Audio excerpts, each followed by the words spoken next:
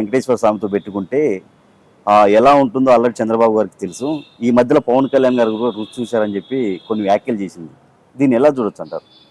ఇప్పుడు రోజా మాట్లాడే మాటలకి రోజా మాటలు ఎలా ఉంటాయి చెప్పమంట.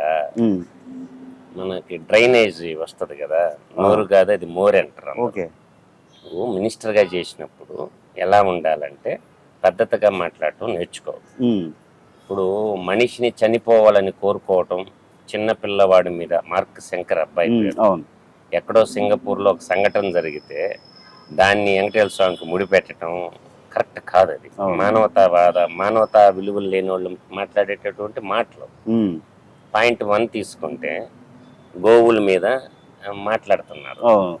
కూటమి ప్రభుత్వం వచ్చాక 100 గోవులు చనిపోయాయని. సరేలే, కథలు ఎన్ని ఆవు కథలు అంటే గోశాల గోల కాదు కావాల్సింది.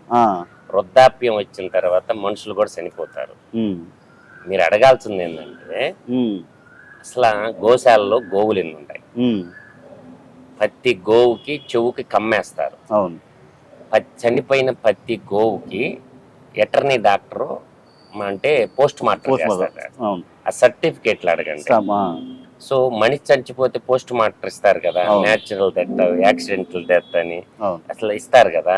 అట్లా గోవులకి ఎన్ని గోవులు ఉండి, వాటి వయసు ఎంత, అక్కడ వాడిన మెడిసిన్ ఎంత, అక్కడ దానా ఎవరు సప్లై చేశారు, వీళ్ళు ఎటువంటి వాళ్ళు అంటే భువన కరుణాకర్ రెడ్డి హిందువు కాదు.